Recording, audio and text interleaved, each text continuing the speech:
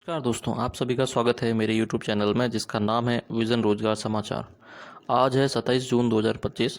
27 जून 2025 से संबंधित जितने भी महत्वपूर्ण करंट अफेयर के सवाल हैं आज हम इस वीडियो में देखेंगे। तो चलिए शुरू करते हैं। आज का पहला सवाल है, 26 जून 2025 को प्रोजेक्ट एलिफेंट की 21वीं स्टीयरिंग कमेटी मीटिंग किस स्थान पर आयोजित की गई? इसका सही उत्तर है option C, Dehradun. Project elephant Bharat सरकार का एक प्रमुख संरक्षण योजना है जो हाथियों के संरक्षण, उनके आवास की रक्षा और मानव हाथी संघर्ष को कम करने पर केंद्रित है। इसकी 21वीं स्टीयरिंग कमेटी मीटिंग देहरादून स्थित इंदिरा गांधी राष्ट्रीय वन अकादमी में हुई, जिसकी अध्यक्षता पर्यावरण मंत्री भूपेंद्र यादव ने की। इसमें हाथियों की गणना, माइग्रेशन ट्रैकिंग और हाथी गलियारों की सुरक्षा जैसे अहम मुद्दों पर चर्चा हुई। चलिए अगला सवाल देखते हैं। हाल ही में नाटो शिखर सम्मेलन 2025 का आयोजन कहाँ किया गया? हाल ही में नाटो शिखर सम्मेलन 2025 का आयोजन कहाँ किया गया? इसका सही उत्तर है ऑप्शन डी, नीदरलैंड। नीदरलैंड के हैग में, द हैग में इसका आयोजन हुआ है। नाटो जिसकी फुल फॉर्म है नॉर्थ अटलांटिक ट्रीटी ऑर्गेनाइजेशन, एक सामूहिक सुरक्षा संगठन है। वर्ष 2025 का शिखर सम्मेलन पहली बार नीदरलैंड के द हैग में शहर में आयोजित हुआ, जिसमें 32 सदस्य देशों ने प्रतिनिधियों ने भाग लिया। इस सम्मेलन में वैश्विक सुरक्षा, साइबर खतरे, यूक्रेन संकट और सदस्य देशों की सैन्य क्षमताओं को मजबूत करने पर चर्चा हुई, पर यह भारत जैसे गैर सदस्य देशों के लिए भी रणनीतिक रूप से महत्वपूर्ण है। अगला सवाल है, नीरज चोपड़ा ने हाल ही में किस देश में आयोजित Ostrava golden spike athletics meet में गोल्ड जीता? इसका सही उत्तर है ऑप्शन सी, चेक गणराज्य। ओलंपिक स्वर्ण पदक विजेता नीरज चोपड़ा ने 24 जून 2025 को चेक गणराज्य में ओस्ट्रावा शहर में हुई गोल्डन स्पाइक प्रतियोगिता में भाला फेंक स्पर्धा में 85.29 मीटर थ्रो के साथ स्वर्ण पदक जीता। यह आयोजन विश्व एथलेटिक्स कैलेंडर का प्रतिष्ठित हिस्सा है और नीरज का यह प्रदर्शन पेरिस ओलंपिक 2024 के बाद भी उनकी निरंतर उत्कृष्टता को दर्शाता है। चलिए अगला सवाल देखते हैं। भारत का पहला बटरफ्लाई सेंचुरी किस राज्य में स्थापित किया गया? इसका सही उत्तर है ऑप्शन बी, केरल। केरल के कन्नूर जिले में स्थित आरालम वन्यजीव अभयारण्य को आरालम बटरफ्लाई सेंचुरी घोषित किया गया। यह भारत का ऐसा संरक्षित क्षेत्र है जो विशेष रूप से तितलियों के संरक्षण के लिए समर्पित है। यहाँ लगभग 250 से अधिक तितली प्रजातियाँ पाई जाती है, जिसमें कई दुर्लभ हैं। यह परियोजना जैव विविधता, पारिस्थितिकी संतुलन और पर्यटन को बढ़ावा देने की दृष्टि से भी महत्वपूर्ण है। अगला सवाल है, भारत ने हाल ही में किस देश के साथ पनडुब्बी सहयोग समझौते पर हस्ताक्षर किया? इसका सही उत्तर है ऑप्शन बी, दक्षिण अफ्रीका। भारत और दक्षिण अफ्रीका के बीच जोहान्सबर्ग में आयोजित 9वीं संयुक्त रक्षा समिति बैठक में पनडुब्बी डिजाइन, मरम्मत और निर्माण में तकनीकी सहयोग बढ़ाने के लिए समझौते हुए। यह रक्षा उत्पादन, मेक इन इंडिया को वैश्विक स्तर पर प्रोत्साहित करना और समुद्री सुरक्षा साझेदारी को मजबूत। चलिए अगला सवाल देखते हैं। अंतर्राष्ट्रीय आलू केंद्र CIP ने दक्षिण एशिया क्षेत्र केंद्र CSARC को कहाँ स्थापित किया? इसका सही उत्तर है ऑप्शन सी, आगरा। अंतर्राष्ट्रीय आलू केंद्र CIP के तहत उत्तर प्रदेश के सिंघाना, आगरा, जो कि आगरा में स्थित है, में दक्षिण एशिया क्षेत्रीय केंद्र स्थापित किया जाएगा। इसका उद्देश्य बेहतर किस्म के आलू बीज, जलवायु सहनशील प्रजातियों और प्रसंस्करण तकनीकों को किसानों तक पहुंचाना है। यह भारत की खाद्य सुरक्षा और कृषि नवाचार को बढ़ावा देगा।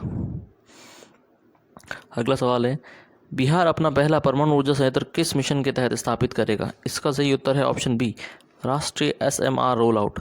केंद्र सरकार द्वारा घोषित SMR small modular reactor mission के अंतर्गत बिहार में देश का पहला SMR आधारित परमाणु ऊर्जा संयंत्र लगाया जाएगा। यह संयंत्र पारंपरिक रिएक्टरों से छोटा, अधिक सुरक्षित और पर्यावरण के अनुकूल होगा। इससे बिहार में सतत ऊर्जा आपूर्ति और औद्योगिक विकास को गति मिलेगी। चलिए अगला सवाल देखते हैं। 26 जून को कौन सा अंतर्राष्ट्रीय दिवस मनाया जाता है?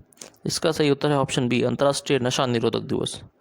संयुक्त राष्ट्र द्वारा घोषित यह दिवस समाज को नशे के दुष्प्रभावों के प्रति जागरूक करने और अवैध तस्करी रोकने के उद्देश्य से मनाया जाता है।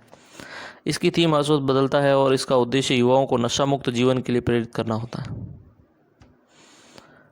अगला सवाल है, हाल ही में RBI ने लघु वित्त बैंक SFBS के लिए प्राथमिकता क्षेत्र ऋण PSL लक्ष्य को कितना कम किया है? इसका सही उत्तर है ऑप्शन डी 65%। भारतीय रिजर्व बैंक ने SFBs के लिए PSL लक्ष्य को 75% से घटाकर 65% किया है। ये कदम इसलिए उठाया गया है क्योंकि SFBs को ऋण वितरण में गुणवत्ता बनाए रखना कठिन हो रहा था। ये परिवर्तन SFBs को अधिक लचीलापन और वित्तीय स्थिरता प्रदान करेगा। अगला सवाल है, केंद्रीय मंत्रिमंडल ने आपातकाल के 50 साल पूरे होने पर क्या प्रस्ताव पारित किया? इसका सही उत्तर ऑप्शन बी आपातकाल की घटना को चिन्हित करना। भारत में आपातकाल 25 जून 1975 को लागू किया गया था। इसकी 50वीं वर्षगांठ पर सरकार ने इसे संविधान और लोकतंत्र के संदर्भ में स्मरण करने हेतु प्रस्ताव पारित किया गया। यह भारतीय लोकतंत्र के इतिहास का एक अहम और विवादास्पद अध्याय रहा है।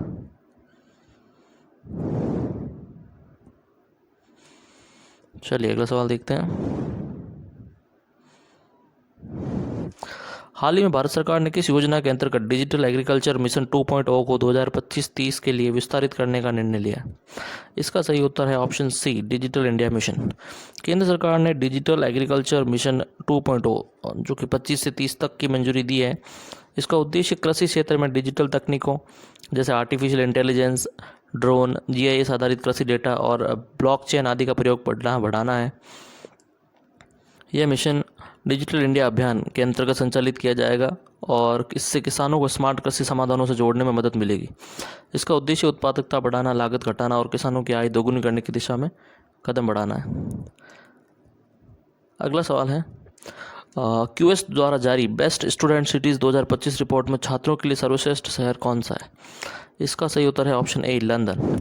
QS best student cities ranking में लंदन लगातार 7वीं बार शीर्ष स्थान पर रहा है। इस सूची में शिक्षा की गुणवत्ता, रहने की सुविधा, रोजगार अवसर और विविधता जैसे कारकों को आंका जाता है। यह रिपोर्ट अंतर्राष्ट्रीय छात्रों के लिए मार्गदर्शक होती है।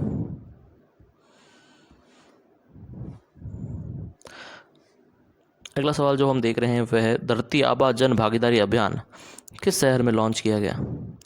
इसका सही उत्तर है ऑप्शन बी रांची। झारखंड के रांची में इसका आयोजन किया गया। केंद्रीय मंत्री शिवराज सिंह चौहान ने झारखंड की राजधानी रांची में अभियान शुरू किया। इसका उद्देश्य ग्रामीण विकास में जन सहभागिता को बढ़ावा देना है। धरती आबा बिरसा मुंडा को सम्मान देने वाला नाम है। अगला सवाल है, वाराणसी में आयोजित 25वीं मध्य क्षेत्रीय परिषद की बैठक का उद्देश्य क्या था? इसका सही उत्तर है ऑप्शन बी अंतर्राज्यीय सहयोग और सुरक्षा मुद्दों पर चर्चा करना। यह बैठक उत्तर प्रदेश, मध्य प्रदेश, छत्तीसगढ़ और उत्तराखंड के अधिकारियों के साथ हुई। इसमें सीमावर्ती अपराध, नक्सलवाद, जल विवाद और संसाधन वितरण जैसे मुद्दों पर चर्चा की गई। चलिए अगला सवाल देखते हैं। विक्रम लॉक नहर पटना के किनारे कितना मेगावाट की नहर बैंक सौर परियोजना का उद्घाटन किया गया? इसका सही उत्तर है ऑप्शन बी 2 मेगावाट। बिहार सरकार की जल जीवन हरियाली योजना के तहत यह परियोजना बनाई गई। यह नहर के किनारे लगाए गए सौर पैनलों से ऊर्जा उत्पादन करेगी, जिससे राज्य की नवीकरणीय ऊर्जा क्षमता में वृद्धि होगी। तो ये थे आज के करंट अफेयर के सवाल।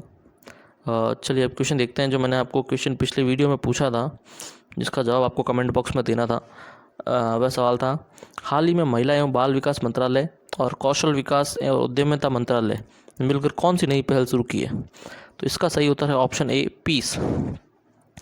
महिला एवं बाल विकास मंत्रालय और कौशल विकास और उद्यमिता मंत्रालय ने मिलकर peace project for empowerment and skill नामक एक पहल शुरू की है, जिसका उद्देश्य महिलाओं और बच्चों के कौशल विकास और सशक्तिकरण को बढ़ावा देना है।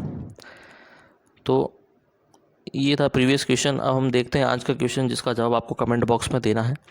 आज का क्वेश्चन है, हाल ही में भारत ने किस देश के साथ इनोवेशन हैंडशेक पहल शुरू की है? जापान, संयुक्त राज्य अमेरिका, जर्मनी या फिर यूनाइटेड किंगडम? इसका जो सही जवाब है वो आपको कमेंट बॉक्स में बताना है। तो ये थी आज की करंट अफेयर की क्लास। मैं उम्मीद करता हूँ आप सभी को बहुत पसंद आई होगी। इस क्लास का PDF मैं अपने टेलीग्राम चैनल पर डाल दूँगा, जो आप डाउनलोड कर सकते हैं टेलीग्राम चैनल से। टेलीग्राम चैनल का लिंक आपको मेरे यूट्यूब के डिस्क्रिप्शन में मिल जाएगा। तो ये थी आज की क्लास। धन्यवाद।